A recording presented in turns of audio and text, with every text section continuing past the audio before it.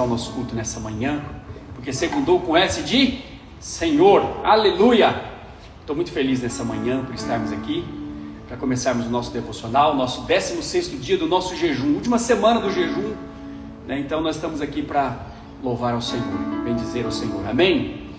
Feche seus olhos onde você está nessa manhã, vamos orar, consagrar o nosso dia ao Senhor, consagrar esse momento ao Senhor. Pai, nós estamos aqui, queremos te adorar, queremos dizer que somos gratos ao Senhor pela oportunidade que temos de estar aqui. Reconhecemos que poder estar na Tua presença nesse momento, Senhor, é um privilégio. Reconhecemos que o Senhor tem nos escolhido, nos separado, nos dado esse tempo na Tua presença. Vem sobre nós nessa manhã, enche as nossas vidas da Tua graça, da Tua unção, do Teu poder. No nome de Jesus, vem, Espírito Santo, nós te convidamos nessa manhã. Vem sobre as nossas vidas, vem nesse ambiente, vem no ambiente em que cada ouvinte esteja, para poder trazer graça, vida, unção, paz, alegria, prosperidade, para trazer, ó Pai, do bálsamo do céu. Nós oramos nessa manhã e te pedimos em nome de Jesus, amém.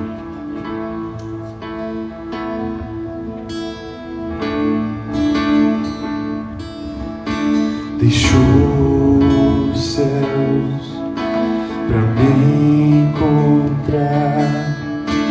Aqui não é o seu lugar. Um amor assim o mundo não conheceu.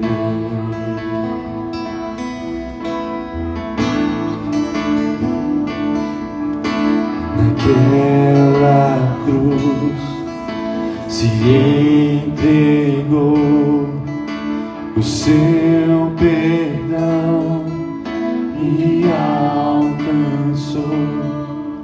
Um amor assim o mundo não conheceu.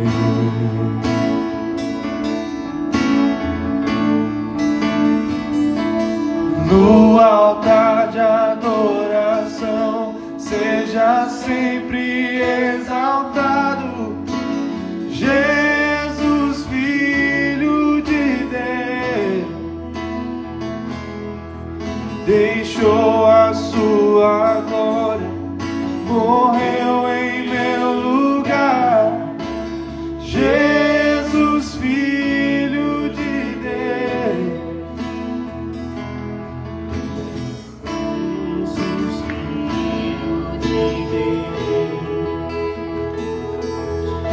Levou sobre si pecado e dor, venceu a morte e ressuscitou. Um amor assim o mundo não conheceu. Ele levou sobre si, levou sobre si pecado e dor, venceu a morte e ressuscitou. Um amor assim o mundo não conheceu.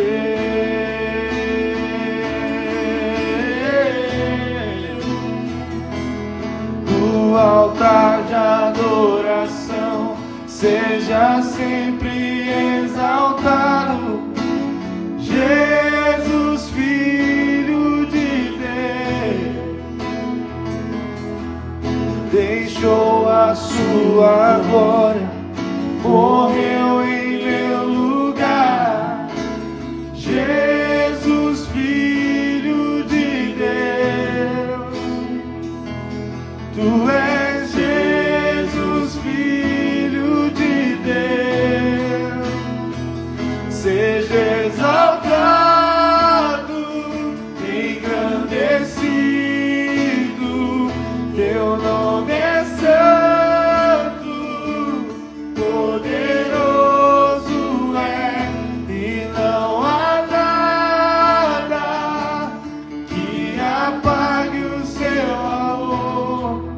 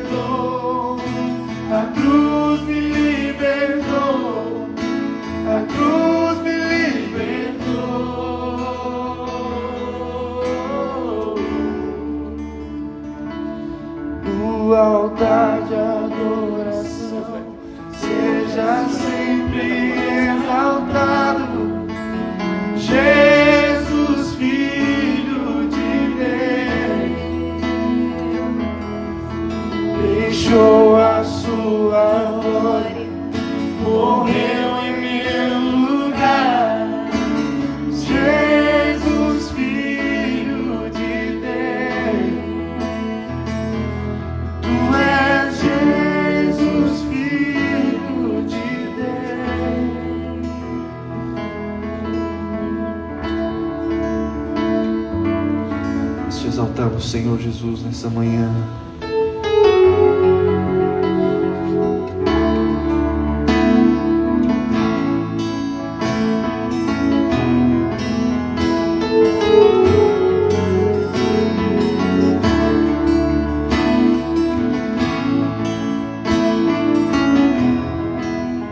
Eu não vou me apegar com as coisas daqui, pois eu sei há um lugar que me espera. Estrangeiro eu sou, o meu lar é o céu. Meu Jesus, vem buscar a sua noiva. Ele virá no piscar de olhar. Quem estiver pronto com ele irá, na sua glória com ele morar. Ele vem, não mais tristeza, não mais temor. Junto com os anjos cantar eu vou. Diga é o Cordeiro que se entregou. Ele vem, ele vem.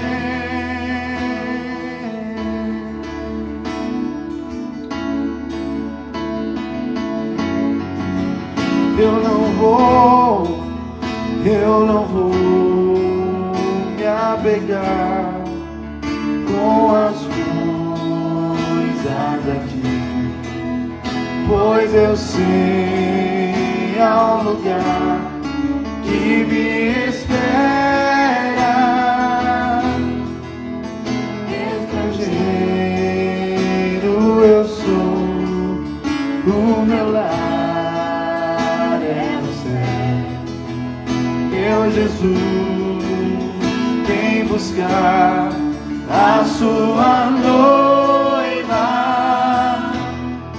Ele virá no piscar de olhar, e quem estiver pronto com ele irá, na sua glória com ele morar. Ele vem, não mais tristeza, não mais temor.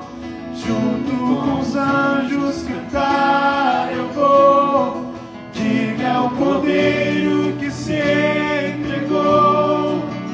Ele vem, ele vem.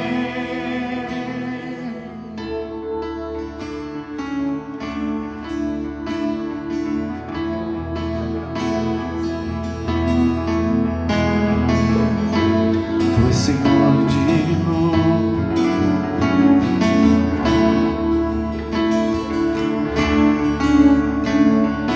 Tu és Senhor, o nosso Deus, digno Tu és de receber todo louvor.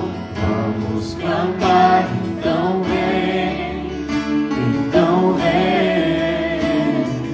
Tu és Senhor, o nosso Deus, digno Tu és de receber todo louvor. Vamos clamar, então vem, então vem. Tu és Senhor, o nosso Deus, digno Tu és de receber todo louvor. Vamos clamar, então vem, então vem.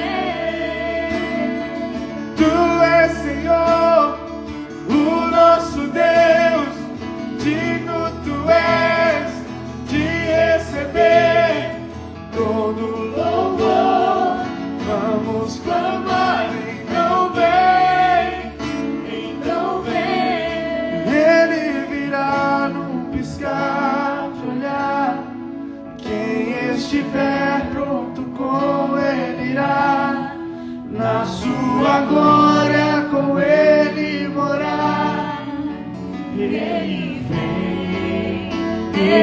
vem. Não mais tristeza, não mais temor. Junto com os anjos cantar eu vou. Assim é o Cordeiro que se entregou. Ele vem, Ele vem.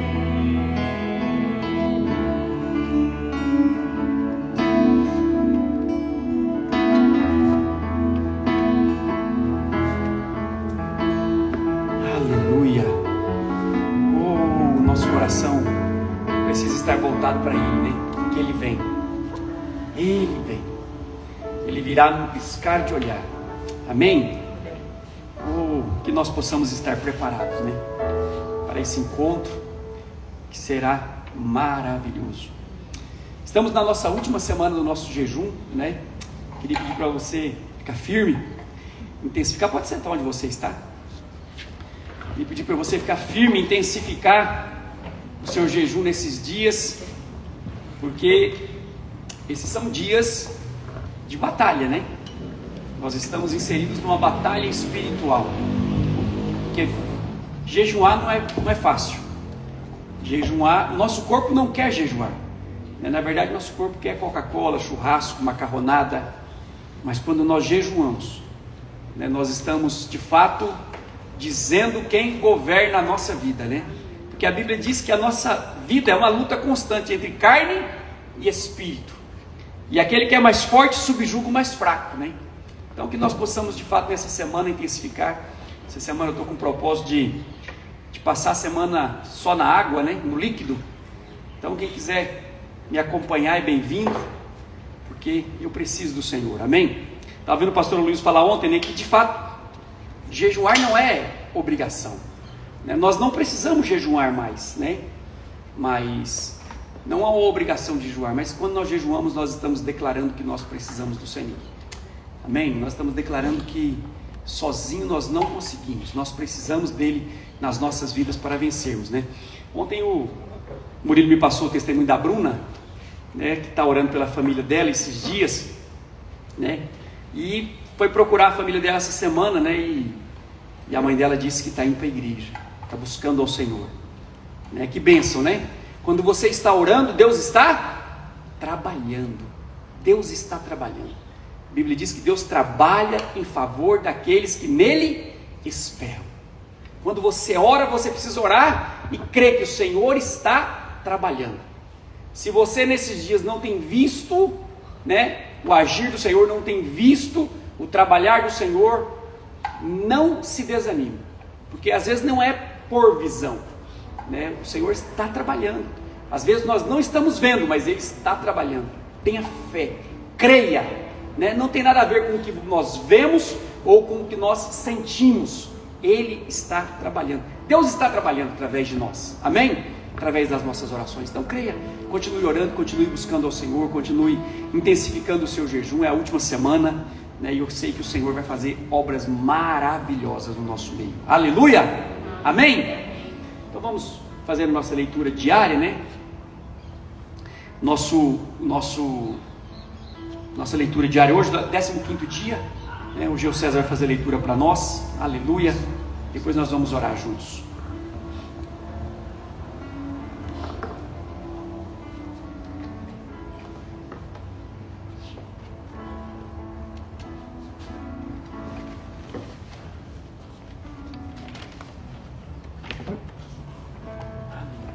Bom dia. Bom dia. Hoje é o nosso 15º dia, né? É isso? Isso.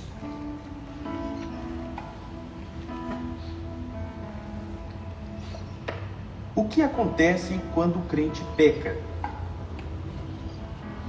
Antes de responder a essa pergunta, quero reafirmar que, por causa da obra consumada de Cristo na cruz, você está em comunhão com Deus 24 horas por dia, 7 dias por semana. Você está em comunhão com Deus ininterruptamente, agora e pela eternidade. Ele sempre ouve as suas orações. Deus não se afasta de você cada vez que você peca. É verdade que pecados têm consequências, mas a face de Deus está voltada para você. Porque os olhos do Senhor repousam sobre os justos e os seus ouvidos estão abertos às suas súplicas, mas o rosto do Senhor está contra aqueles que praticam males. 1 Pedro 3,12. O Senhor nunca vai revogar de você essa comunhão. A graça de Deus é interminável e ela educa e ensina a dizer não ao pecado, como está em Tito 2. Porquanto a graça de Deus se manifestou salvadora a todos os homens, educando-nos para que, renegadas a impiedade e as paixões mundanas, vivamos no presente século sensata, justa e piedosamente. Tito 2, 11 e 12. Mas ainda permanece a questão: depois que nos convertemos e viermos a cair no pecado, nós perdemos a comunhão com o Senhor? Deus se afasta de nós cada vez que caímos? Esse é um ensino muito comum no meio evangélico. Eles dizem que cada vez que você peca, Deus se afasta. Alguns até mesmo acreditam que o Espírito Santo sai de você. Então, para voltar a desfrutar da presença, você precisa pedir perdão e confessar os seus pecados.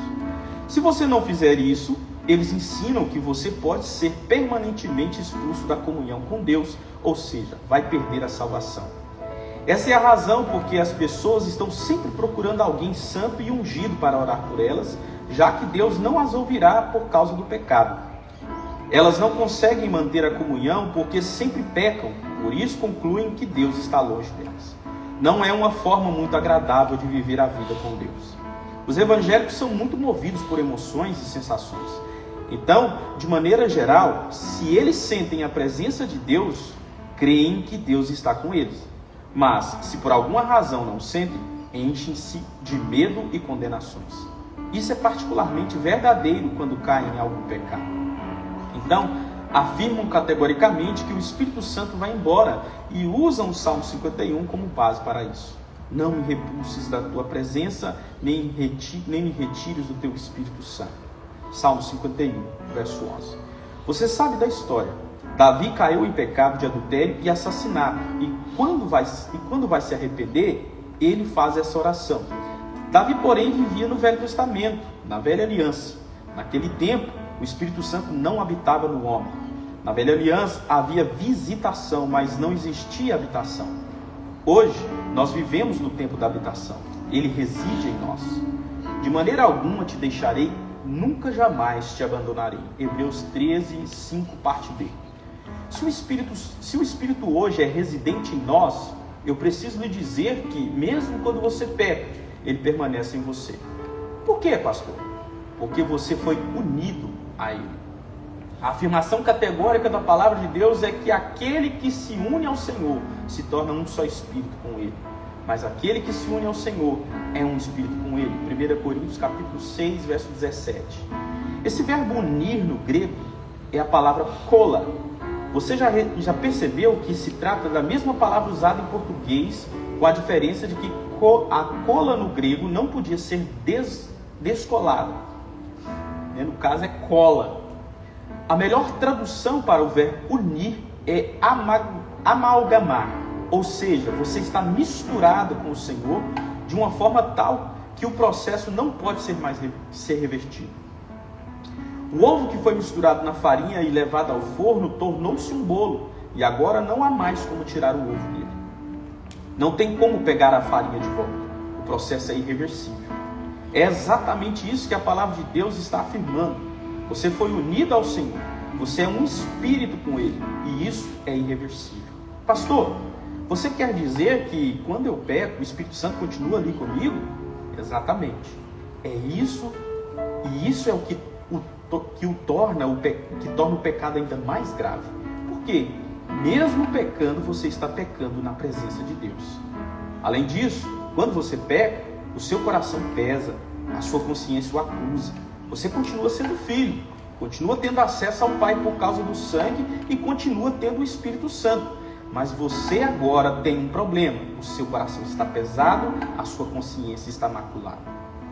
Pois se o nosso coração nos acusar, certamente Deus é maior do que o nosso coração e conhece todas as coisas. 1 João 3:20.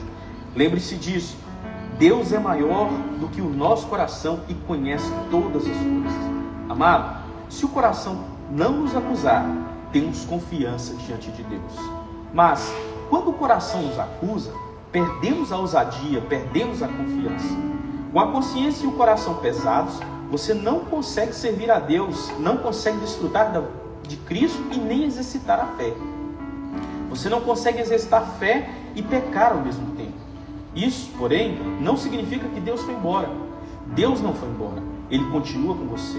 A coisa mais grave a respeito do pecado é que ele toca a sua consciência. E nós só podemos servir a Deus com a consciência pura. Por isso, também me esforço por ter sempre consciência pura diante de Deus e dos homens. Atos 24:16. Você não perde a comunhão com Deus no sentido de ter o Espírito Santo, mas você momentaneamente perde a fé para desfrutar da comunhão. Isso acontece porque não podemos desfrutar de Cristo e do pecado ao mesmo tempo. Você não pode pensar que está alegrando o Espírito Santo quando escolhe o pecado. E não entristeçais o Espírito de Deus, no qual fostes selados para o dia da redenção. Efésios 4:30. Não apagueis o Espírito. 1 Tessalonicenses 5:19. Uma consequência é que podemos entristecer o Espírito, ou mesmo apagá-lo, deixando de perceber a sua presença. Mas, ainda assim, você continua tendo acesso a Deus. Obviamente, o pecado vai mudar o seu nível de vida abundante, de contentamento, de alegria na vida cristã. Vai também afetar a maneira como você reflete Cristo para os outros, mas não altera uma coisa: Deus não vai embora. Ele não nos deixa. E Deus também não altera o que Ele sente por nós. Por isso, o pecado é algo tão sério, porque quando peca, você o faz na presença. Quando você escolhe pecar, o Espírito Santo está ali com você. Então, o pecado para nós tornou-se algo profundamente angustiante. É exatamente assim que nos sentimos quando caímos. Por esse motivo, devemos fugir constantemente dele. Que o Senhor nos dê discernimento para compreender isso. Saindo da comunhão, no Novo Testamento, a palavra comunhão é usada sempre no sentido de você estar em Cristo e pertencer a Deus. Nesse sentido, ou você está em comunhão com Deus e tem o perdão total, ou você está fora da comunhão com Deus e ainda está morto em seus pecados. Não há um salto para dentro ou para fora, dependendo do seu comportamento. A palavra comunhão aparece mais de 10 vezes no Novo Testamento. Aprendemos que um crente está em comunhão com Deus e com os outros cristãos, enquanto um incrédulo não está. Nunca vemos um crente entrando e saindo da comunhão no Novo Testamento. Estamos em comunhão, salvos, ou sem comunhão, perdidos. Não há meio termo. Claro que existem consequências para as escolhas que você faz. O coração pesa, sua consciência acusa, o diabo acusa, isso mina sua fé e passa a impressão de que Deus está longe por causa da acusação do diabo, mas o Senhor nunca o deixa. O Novo Testamento está cheio de promessas da presença dele. Se somos infiéis, ele permanece fiel, pois de maneira nenhuma pode negar-se a si mesmo. 2 Timóteo 2,13. Eu lhes dou a vida eterna, jamais perecerão e ninguém os arrebatará da minha mão. João capítulo 10, versículo 28. Nem a altura, nem a profundidade, nem qualquer outra criatura poderá separar-nos do amor de Deus que está em Cristo Jesus, nosso Senhor. Romanos 8,39. Portanto, você tem um relacionamento com Deus que não pode mais ser revertido. Você tem acesso ao trono pela graça, pelo sangue. Quando você peca, o Espírito Santo continua operando em você, produzindo em você tristeza pelo pecado. Porque a tristeza, segundo Deus, produz arrependimento para a salvação, que a ninguém traz pesar, mas a tristeza do mundo produz morte. 2 Coríntios 7,10. Por que a tristeza, segundo Deus, produz arrependimento? A tristeza do mundo produz morte. Se o Espírito Santo fosse tirado cada vez que você tropeçasse, como é que você iria voltar para ele? Então você tem um coração novo, você não quer mais o pecado. O Espírito Santo quer ensiná-lo a dizer não para o pecado. O pecado tem consequências, mas o pecado não trará sobre mim a ira de Deus? Pense nisso. Qual é a única coisa que deixaria Deus irado com você? Pecados. Bem, o que Jesus fez com os seus pecados? Ele os levou embora para sempre na cruz. Então, A conclusão óbvia é que a ira de Deus nunca mais pode vir sobre você.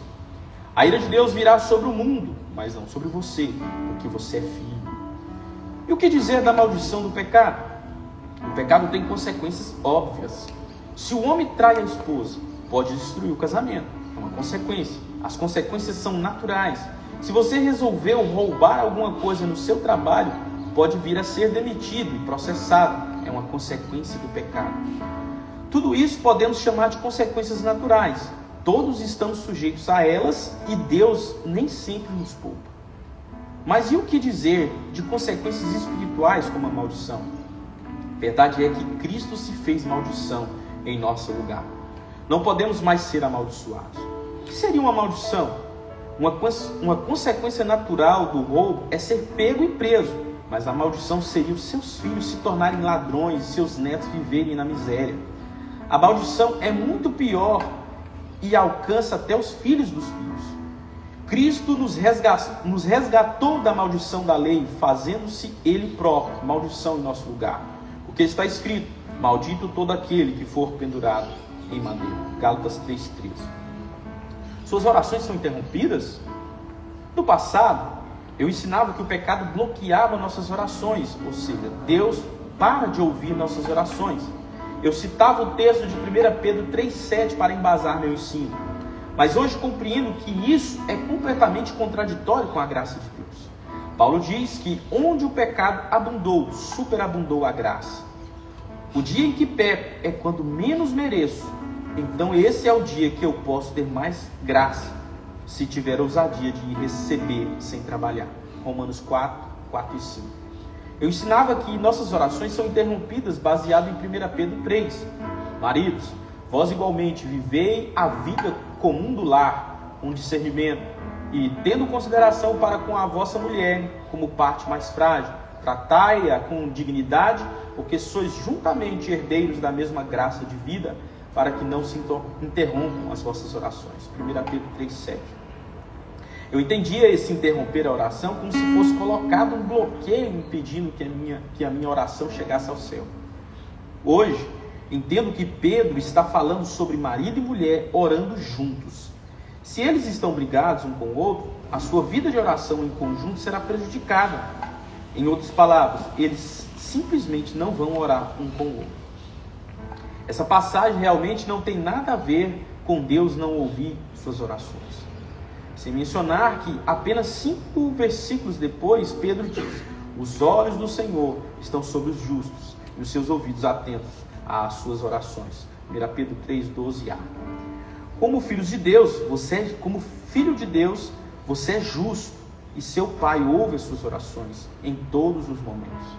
Deus não tapa os ouvidos quando você está clamando. Muito pelo contrário, são seus ouvidos atentos e constantes presença que nos permite escapar das garras da tentação do diabo. Chegue como filho. Como você chega diante de Deus? Como o filho que você hoje é, ou como um pecador que precisa de perdão? Muitos pentecostais chegam ao culto, ajoelham-se e fazem a oração do pecador.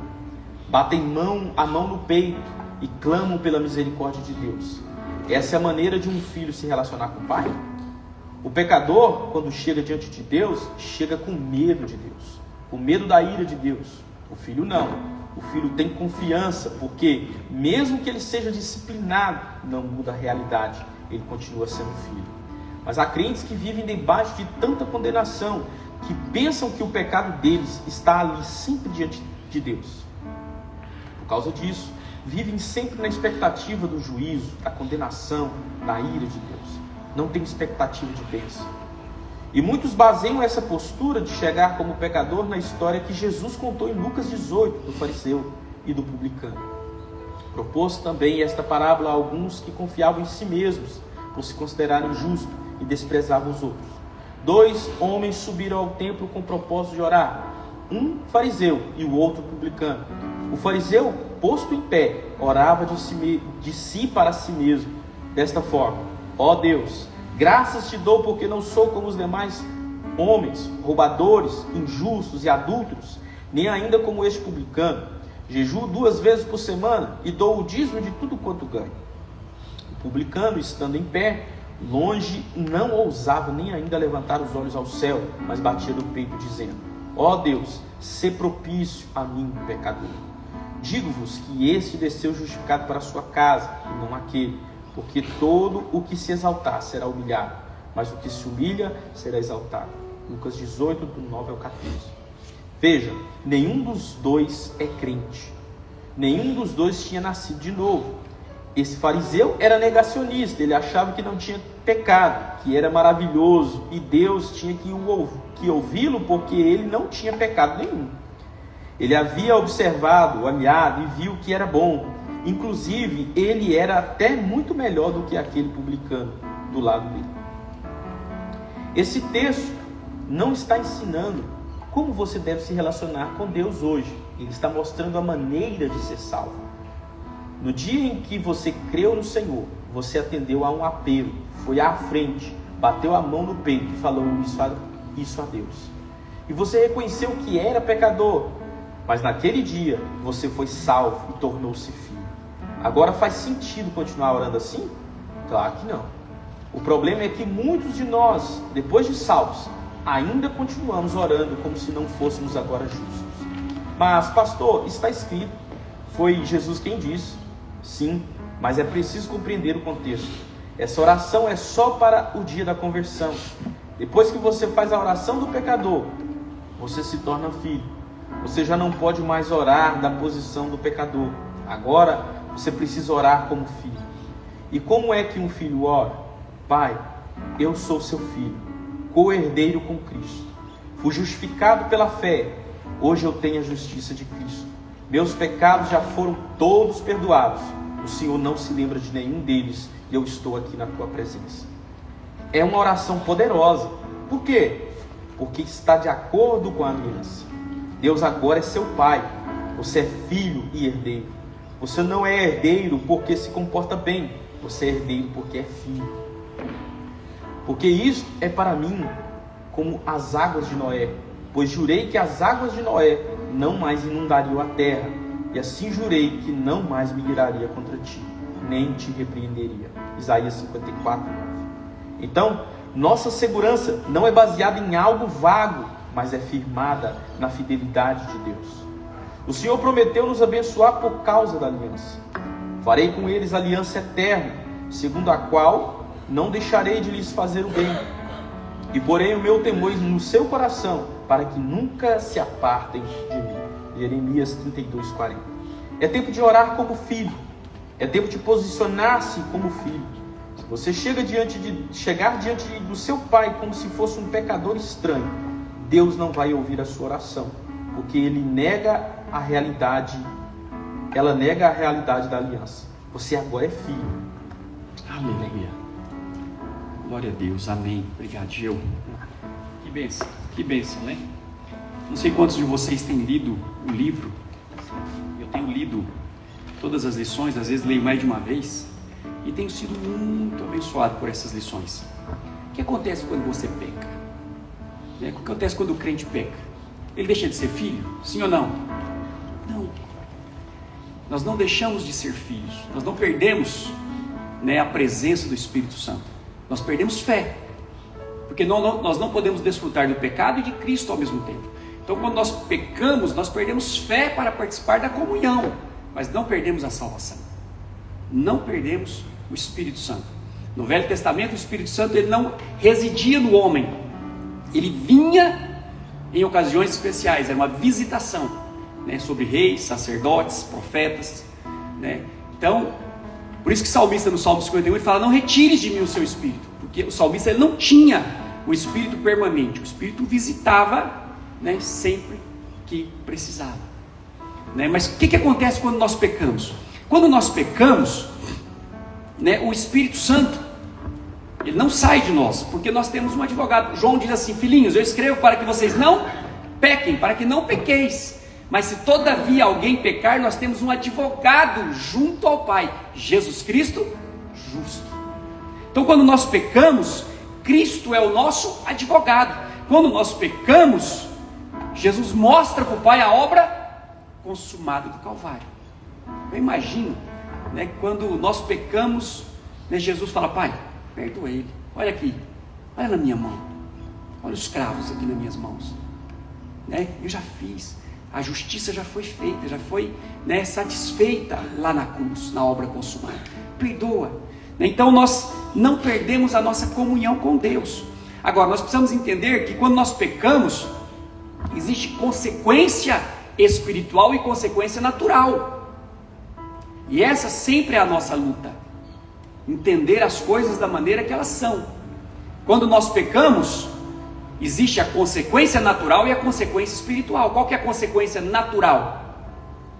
Quando você rouba, você está sujeito a ser pego e a ser preso, né? Quando você trai a esposa, você está sujeito ao quê? Você está sujeito a perder o casamento, está sujeito a ter que separar da esposa. Então isso é consequência natural. Se você pôr a mão no fogo, vai queimar, sim ou não? Se você pular de um prédio, pode morrer, sim ou não? Isso é consequência natural. Isso é consequência natural. Então, da consequência natural, nem sempre Deus nos livra, mas Deus nos livra da consequência espiritual. Se alguém rouba, qual que é a consequência natural? Ele pode ser pego e ser preso. Mas qual que é a consequência espiritual? É aquele espírito de roubo viver, né, atormentando ele e toda a família dele, né, os filhos dele virarem ladrões, né, e assim por diante. Então, qual que é a consequência espiritual das coisas? Jesus veio para nos livrar da consequência espiritual. Era isso que os judeus não entenderam. Foi isso que eles não entenderam. Eles acharam que Jesus viria para libertá-los de Roma, da consequência natural, do sofrimento natural que eles estavam vivendo. Mas Jesus veio para libertá-los do sofrimento espiritual. Do sofrimento espiritual, né? Então, nós precisamos entender isso. Mas nós precisamos entender outra coisa também. Estava lendo, né, as lições do final de semana que nós não tivemos oportunidade de compartilhar aqui. O pastor Luiz explica sobre Mateus 6, né, a oração de Jesus sobre o Pai Nosso. E no Pai Nosso, né, Jesus nos ensina, né, Jesus lá e fala: Pai, perdoa os nossos pecados assim como nós perdoamos os nossos devedores. Lá Jesus está ensinando a pedir perdão. E nós estamos aprendendo que nem sempre nós precisamos pedir perdão, ou não precisamos pedir perdão dos nossos pecados, porque se os nossos pecados for baseado na nossa confissão e pedido de perdão, nós temos que anotar todos e pedir perdão de todos. Essa oração de Jesus foi uma oração feita antes do Calvário, antes da cruz. Então, Jesus estava, o pastor Luiz sempre fala isso, né, que nós precisamos observar o contexto das coisas, né? Precisamos observar o contexto que as coisas foram ditas, foram faladas. Quando Jesus ensinou ali, né, a oração do Pai Nosso, e Jesus estava ensinando aqueles judeus naquele momento, Jesus não havia morrido na cruz ainda. Jesus estava ensinando eles, né, veja bem, ali Jesus estava mostrando que o perdão, sabe, é condicional. Se você libera perdão, você pode ser perdoado. E aquelas pessoas não haviam sido salvos ainda. Ou seja, havia perdão para elas? Não havia. Se elas não perdoassem, ninguém ali estava apto a perdoar, porque eles não haviam nascido de novo. O perdão, sabe, é para quem nasceu de novo. Se você nasceu de novo, você consegue perdoar. E se você nasceu de novo e não está perdoando, ore. Ore, porque ou você pode não ter nascido de novo, ou você precisa da ajuda de Deus para perdoar. Sabe, precisa da ajuda de Deus para perdoar. E aí Jesus lá em Mateus 18, Jesus conta a parábola do servo incompassivo, né? E Jesus fala, né, que o servo, um rei, veio ajustar conta com seus servos. E chama um, né? Trouxeram um caso para ele, um caso de um servo que devia 10.000 talentos. E aquele homem é levado diante do rei. E aí chega diante do rei, e o rei vai ajustar conta com eles. O rei fala: olha, eu vou vender você, sua esposa e seus filhos para pagar a conta. E ele fala: tem misericórdia de mim, não faz isso não, sabe, ser compassivo comigo, me dá um prazo, é mais ou menos ele estava pedindo assim, me dá um prazo que eu vou te pagar tudo, tudo te pagarei. É isso que a Bíblia fala, sabe?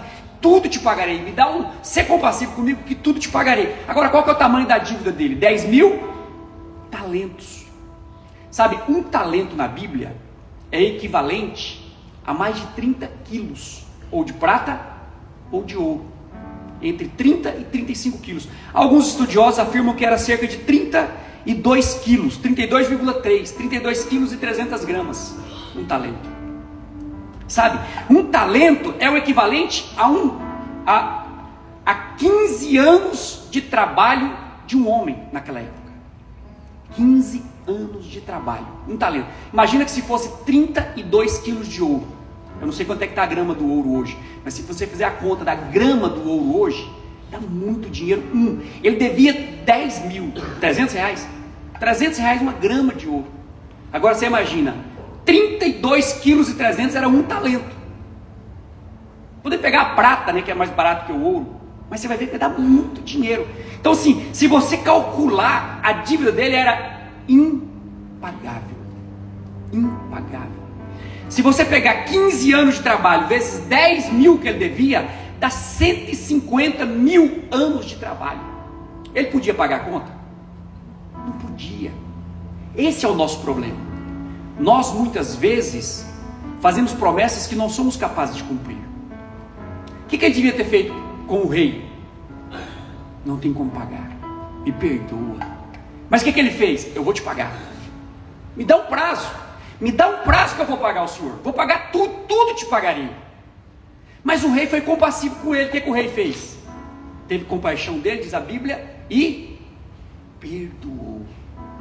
Mas ele saiu da presença do rei, começou a andar na rua, e ele achou um conservo dele, né, que era um igual a ele, mas que devia para ele 100 denários.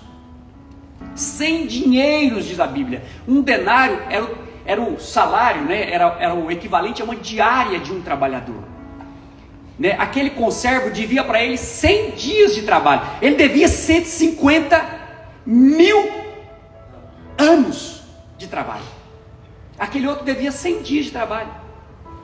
E eu estava lendo a Bíblia hoje, fui tão abençoado, porque aquele conservo pede para ele a mesma coisa que ele pediu para o rei.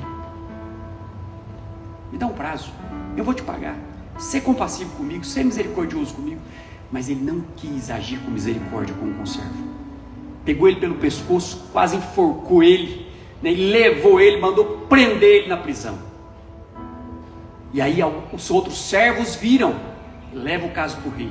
O rei chama aquele servo mau e fala para ele: servo mau, eu te perdoei, você não devia ter feito a mesma coisa com o outro? Mandou prender ele e toda a família dele, até que a dívida fosse paga. O que isso nos fala? Só pode dar perdão quem sente que é perdoado.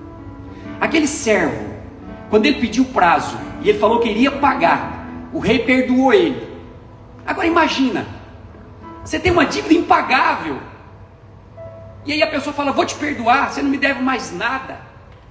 Você sai da presença daquela pessoa com o coração do jeito que você estava?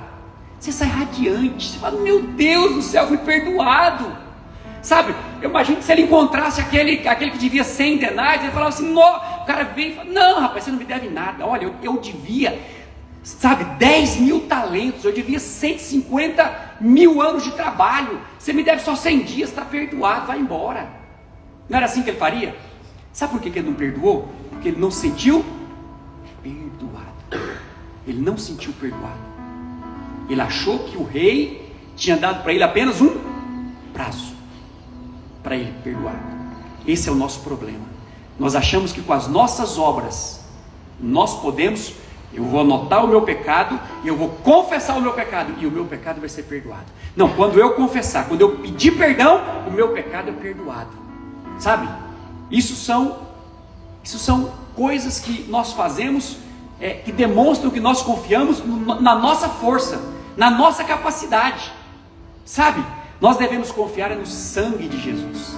Quando nós pecamos, Jesus apresenta a obra consumada, Jesus apresenta o sangue dele para o Pai e diz: está tudo perdoado, está tudo pago. Entendeu? Então, você não deve ficar preocupado, sabe, em confessar o pecado, em pedir perdão. Você tem que estar consciente de que a obra consumada na cruz já te fez perdoado. Amém? Você é perdoado. Não há mais dívida. Não há mais dívida diante de Deus. Se você nasceu de novo, você tem um coração perdoador. Sabe? Se você não tem conseguido perdoar, é porque você não tem tido consciência de perdão. Porque se você tiver consciência de que você foi perdoado, você vai liberar perdão para o seu irmão. Ah, mas ele me ofendeu, mas ele me maltratou, mas ele me xingou, mas ele fez isso, mas ele me deve dinheiro, mas ele fez isso. Sabe? Ontem eu estava conversando com a minha irmã, ela contando de uma pessoa que não perdoou o pai, porque o pai matou o irmão, né? O pai matou o próprio filho, né? E a mãe depois morreu de depressão, porque o filho havia sido morto, né? E uma filha dizia: eu não perdoo o pai, não perdoo meu pai, não perdoo. Sabe, essa pessoa precisa de Deus, porque ninguém está apto para dizer eu não perdoo. Ninguém pode dizer eu não perdoo, porque vai chegar o dia, porque Deus ele escolhe a forma com que nós queremos. Deus ele permite com que nós escolhamos, né, com que nós escolhemos a forma com que nós queremos ser tratados. Deus deixou aquele servo, aquele rei, deixou o servo escolher a forma que ele queria ser tratado, né? Ele foi lá, ele recebeu perdão, mas ele foi lá e mandou prender aquele. Então vem aqui então, você não mandou prender aquele? Então vou mandar te prender também. Quando você não libera perdão, você fica aprisionado. Vamos ficar de pé onde nós estamos, vamos orar nessa manhã, na consciência de que nós já somos perdoados. Ore da posição de filho. O pastor até cita, né, o Gil César leu, né, que existe a oração do publicano e do fariseu, né? Quando o fariseu ora, ele ora cheio de arrogância, né? Ele ora como se ele merecesse a bênção, sabe? Ninguém pode chegar diante de Deus e falar: pelas minhas obras eu mereço. Mas também nós não podemos mais chegar como um publicano: Pai, tem misericórdia de mim e tal. Você tem que chegar como filho: Pai, eu sou seu filho, eu sou salvo, o sangue de Jesus já me lavou, eu sou justificado pelo sangue de Jesus. Estou aqui agora nessa manhã para orar. Amém? Ontem eu estava ouvindo os testemunhos, né? O pastor contou uns testemunhos ontem no culto, e eu fui tão abençoado porque são testemunhos tão marcantes, né? Estava contando de um homem que ele ficou em casa, a família dele foi para o culto. Ele estava em todos os dias, mas um dia ele passou mal lá, ele ficou em casa e a família foi para o culto. E na hora da oração o pastor deu um direcionamento, sabe? E ele estava devendo muito. Naquela semana ele estava apertado e ele deu os R$1.000 no forro, né? E a família dele, a esposa eles determinaram ali que ia dar 1.000, mas ele deu 1.000. Depois que ele deu 1.000, falou: vou dar mais 1.000. Deu mais 1.000, deu 2.000 de oferta. E aí naquela semana, naquele dia não foi para o culto, e ele estava devendo muitas dívidas, e o sonho dele era pagar essas dívidas, mas tinha outras pessoas que deviam para ele. E ele ficou em casa, o pastor deu um direcionamento e ele orou. E o pastor falou: olha, ore quebrando, né? Quebrando as forças do diabo que está prendendo a sua vida. E ele naquela hora se encheu de ousadia e orou quebrando, né, as forças do diabo que estavam prendendo a vida financeira dele, prendendo, né, aquele recurso que ele tinha para receber. Ele disse que quando ele acabou de orar, na mesma hora ele recebeu uma mensagem de uma pessoa pedindo o Pix dele, uma pessoa que devia ele R$350 mil. Falou: me dá seu Pix, eu vou pagar o que eu te devo, vou pagar os 350 mil, vou te pagar os 150 mil agora, e 200 mil vou te pagar até novembro. Ele disse que não contou nada para ninguém, deu o Pix dele. No outro dia de manhã a pessoa transferiu R$150 mil para a conta dele. Olha para você ver, quando você ora da posição de filho. Você ora e declara: em nome de Jesus, Satanás, solta a minha família, solta o meu casamento, solta a minha vida financeira. Eu sou filho amado, e eu agora ordeno: você está sentado com Cristo nas regiões celestiais, acima de todo o principado. Você tem autoridade para orar, para desamarrar, para desatar. Você tem autoridade para liberar no mundo espiritual aquilo que está prendendo a sua vida. Amém? Enche seu coração de fé. Vamos confessar o versículo do dia. Nós temos quantos minutos ainda, Mayara? 9 minutos. 9 minutos, precisamos correr. Mas nós vamos orar, porque o mais importante é orar. Hebreus 9:11 diz assim: muito mais o sangue de Cristo, que pelo Espírito eterno a si mesmo se ofereceu sem mácula a Deus, purificará a nossa consciência de obras mortas, para servirmos ao Deus vivo. 1, 2, 3, todos juntos, vamos confessar? O poder do sangue de Cristo é muito maior do que qualquer pecado, transgressão ou iniquidade. Por meio do Espírito eterno, Ele se ofereceu a si mesmo a Deus como sacrifício sem defeito. E o seu sangue nos purifica por dentro, tirando todas as nossas culpas. E assim podemos servir ao Deus vivo, pois já não praticamos obras mortas. Pelo sangue fomos perdoados, salvos, redimidos e justificados. Hoje, pelo sangue, vivemos uma vida santa e inculpável diante de Deus. Amém? Pega os seus alvos de orações pessoais. Nós vamos orar nesse momento, mas nós vamos comandar no mundo espiritual também no final. Sabe, comandar para que o diabo solte essas bênçãos, em nome de Jesus. Essas bênçãos já são nossas. Pai, nós oramos nessa manhã. Oramos como filho, na posição de filhos. Senhor, nós somos justificados pela obra do Calvário, pela obra consumada na cruz. O Senhor nos fez perdoados. Hoje não há mais culpa, não há mais acusação, não há mais condenação sobre nós. Fazemos parte de uma nova e eterna aliança. Por isso hoje, como filhos, na ousadia de filhos, nós chegamos aqui para pedir.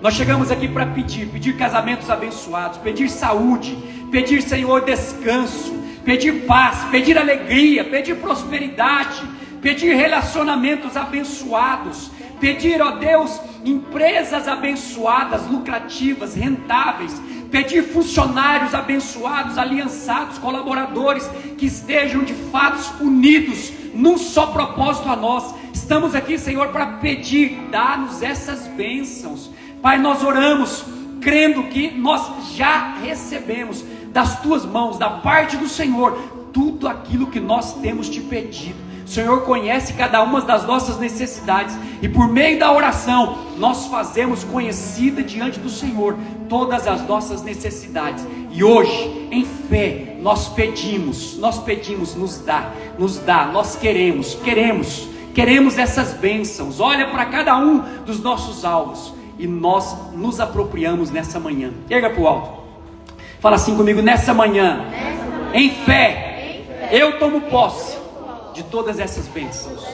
Tudo aquilo que o Senhor Jesus conquistou na cruz é direito nosso, é herança nossa. Por isso, hoje eu declaro: é meu, eu me aproprio pela fé, em nome de Jesus. Fala assim: nessa manhã eu ordeno que todo espírito maligno solte essas bênçãos. Satanás, que tem prendido, que tem segurado essas bênçãos na minha vida, eu ordeno agora, na autoridade de filho de Deus, assentados com Cristo nas regiões celestiais, eu comando agora: solta essas bênçãos, elas são minhas. Nessa semana eu as terei e eu testemunharei da bênção de Deus na minha vida, em nome de Jesus. Pega a sua ficha de oração de concordância pelas pessoas pelas quais você tem orado e ore nessa manhã. Ore na confiança de que Deus está trabalhando. Como disse a Bruna, né? Eu estava orando e quando eu fui conversar com a minha mãe, ela me disse que estava indo para a igreja, estava buscando a Deus. Amém? Ore na confiança de que quando você ora, o Senhor está trabalhando. Você não está vendo, mas Ele está trabalhando. Pai, nós oramos nessa manhã, oramos por essas pessoas, nós oramos na autoridade do nome de Jesus, quebrando todas as forças do diabo que tem prendido essas pessoas. Oramos liberando essas vidas, são livres agora.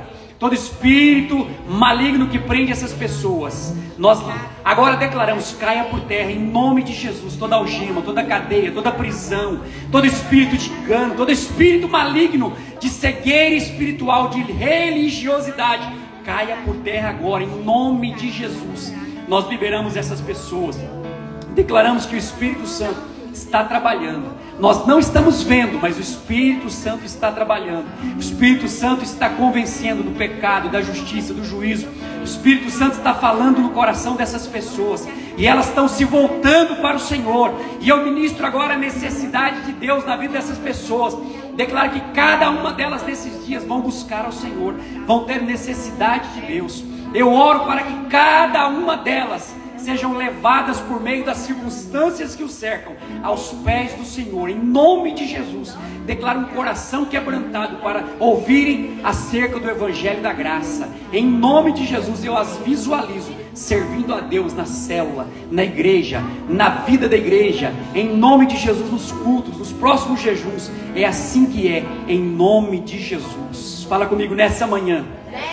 Eu creio que o meu Deus está trabalhando na vida dessas pessoas, porque é a vontade dele salvar. Ele não quer que nenhum se perca, mas ele quer que todos conheçam o Senhor Jesus e cheguem ao pleno conhecimento da verdade.